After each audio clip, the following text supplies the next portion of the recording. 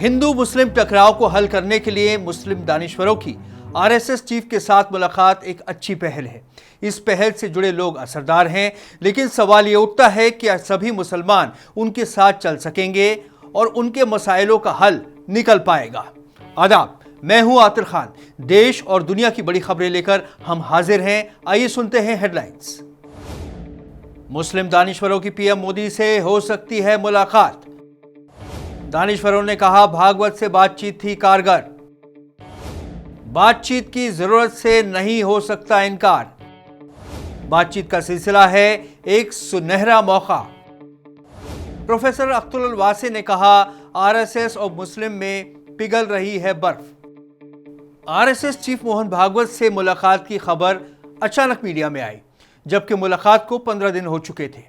इस मुलाकात में retired chief election commissioner SY Qureshi, Delhi के साबिक एलजी नजीब जंग, अलीगढ़ मुस्लिम यूनिवर्सिटी के साबिक वीसी जमीरुद्दीन शाह, साबिक एमपी और सीनियर सहाफ़ी शाहिद सिद्दीकी और इंडस्ट्रियलिस्ट सैयद शेरवानी थे।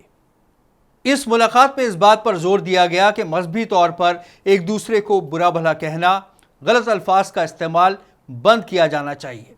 भागवत साहब का साफ कहना था कि देश उसी वक्त तरक्की कर सकता है जब सबको बराबरी का मौका मिले और कॉन्स्टिट्यूशन पर अमल हो। उधर मुस्लिम दानिश्वरों का कहना था कि मुसलमानों के अंदर से डर और खौफ का माहौल निकालना होगा, उनके खिलाफ जाति का माहौल खत्म करना होगा। सूत्रों का कहना है कि अगली बातचीत में पीएम नरेंद्र मोदी, मोहन भागवत और आरएसएस के दीगर नुमाइंदे और मुस्लिम दानिश्वर शामिल हो सकते हैं। इमरजेंसी के दौर से अब तक संघ और मुसलमानों की जमातों के बीच प्यार और मोहब्बत की बुनियाद डालने की बातें तो होती रही हैं, लेकिन उनको आगे बढ़ाने में कामयाबी नहीं मिल सकी। दरअसल मेल मिलाप की बात उस वक्त आगे बढ़ी जब इमामों की तंजीम के सदर उमर इलियासी के वालिद की बरसी पर मोहन भागवत उनके पास पहुंचे। संघ के पिछले सरबराह के.एस. सुदर्शन और उमर इलियासी के वालिद जमील इलियासी के बीच करीबी ताल्लुकात थे, इसलिए संघ के पुराने रिश्तों की वजह से भागवत साहब भी उनके बेटे उमर इलियासी से मुलाकात के लिए पहुंचे। इससे पहले जमायत उलेमाए हिंद के सदर मौलाना अरशद मदनी भी मोहन भागवत से मुलाकात के लिए झंडेवालान पहुंचे थे, लेकिन बातचीत क्या हुई उसकी तफसील सामने नहीं आ सकी। इन बातचीत के दौरों से लगता है कि आरएसएस के मुसलमानों के प्रति नज़रिए में तब्दीली आई है। जहां एक तरफ आरएसएस चीफ अपने आप मुसलमानों से मिलने गए, वहीं दूसरी तरफ मुसलमान दानिश्वरों ने मुलाकात की पहल की। उन्होंने नुपुर शर्मा मामले के बाद मोहन भागवत साहब को खत लिखकर मुलाकात की दरख्वास्त की थी। इसमें और कोई दो राय नहीं है कि मसाइलों को हल करने के लिए बातचीत के अलावा और कोई रास्ता नहीं है।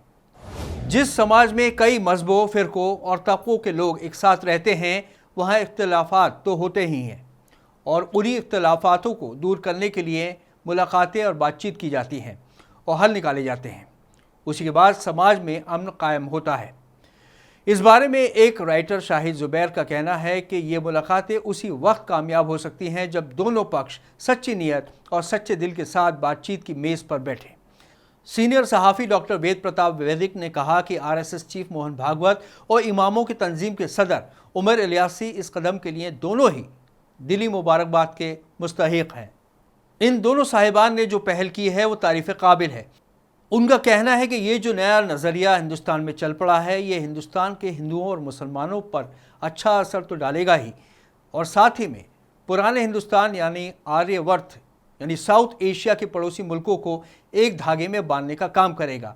आगे चलकर यही बात हिंदुस्तान को असल में जोड़ने का जरिया बनेगी। पुराने शिकवे और शिकायतें छोड़कर आज मुसलमानों को खुद अपने लिए भी नई राह तलाश करनी पड़ेगी। अगर कोई मौका आ रहा है तो उसका वेलकम करना चाहिए। आरएसएस के चीफ को भी इस बात का पूरा एहसास है कि हिंदुस्तान में हर कौम की खुशहाली के बगैर मुल्क की तरक्की अधूरी है और विश्व गुरु के ख्वाब के लिए ये बहुत ज़रूरी है कि सबको साथ लेकर चला जाए। इस बात की झलक हमें भागवत साहब के गाज़ियाबाद और शिलोंग में दिए गए बयानों में मिलती है। इस पहल को मुसलमानों को संजीदगी से लेना चाहिए। मुस्लिम दानिश्वरों की मीटिंग भी इसी सिलसिले की एक कड़ी है, लेकिन ये सिलसिला दानिश्वरों के लिए भी किसी इम्तिहान से कम नहीं होगा। क्या वो अपनी समझदारी से तमाम मुसलमानों, सियासतदानों और आलिमों को मुतमईन कर सकते हैं? लेकिन वक्त की संजीदगी को देखते हुए अब मुलाकातों, मीटिंगों और गैर फिक्र पर ज़्यादा वक्त ज़ाया नहीं करना चाहिए, बल्कि अब अमली कदम उठाने की ज़रूरत है। गड़े मुर्दे उखाड़ने की बजाय तरक्की और खुशहाली का एक रास्ता तय कर लें और सभी को उस पर एक साथ लेकर चलें। इस सिलसिले में शरीक मुस्लिम दानिश्वरों और आरएसएस के नुमाइंदों से हम यही उम्मीद रखते हैं कि वो मुसलमानों के लिए एक ऐसा रोड मैप तैयार करेंगे जो उनकी सोच और उनके हालात में सुधार लाए। मकबूल इस्लामिक स्कॉलर प्रोफेसर अख्तरुल वासी का कहना है कि हम लंबे समय से सरकार और मुसलमानों दोनों पर जोर देते रहे हैं कि उनके बीच एक सकारात्मक बातचीत शुरू की जाए ताकि गलतफहमियों को दूर किया जा सके और मतभेदों को कम किया जा सके।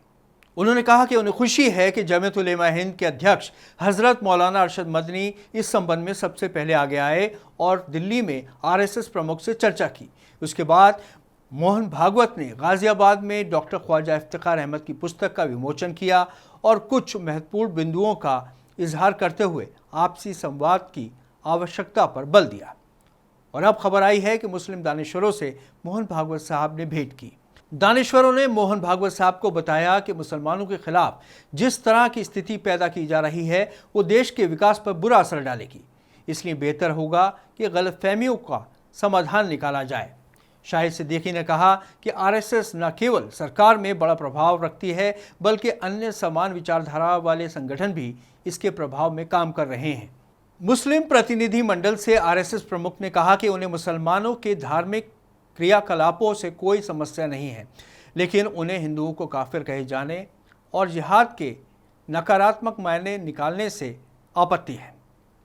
प्रतिनिधिमंडल के सदस्यों ने भागवत साहब से कहा कि मुसलमानों को जिस तरह से पाकिस्तानी कहकर उनकी देशभक्ति पर सवाल उठाया जाता है और उनका अपमान किया जाता है वो भी अस्वीकार्य है।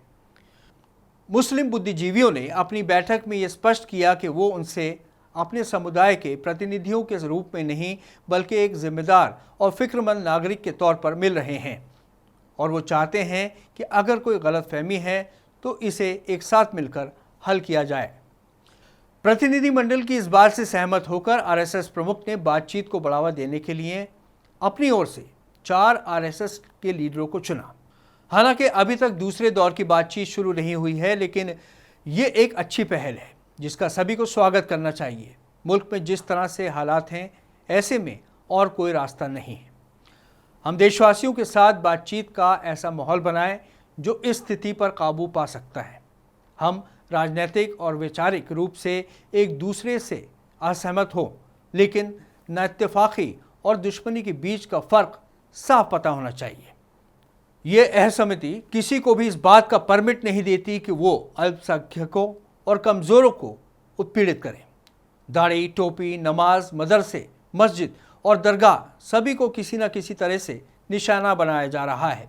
इसलिए इससे निपटने के लिए समझदारी से कोई न कोई रणनीति बनानी होगी। हम बार बार दोहराते आए हैं कि ये समय न बहस का है न विवाद का, अगर है तो केवल और केवल संवाद का। इस हफ्ते इतना ही। अगले हफ्ते फिर मिलेंगे नई खबरों के साथ। आदाब।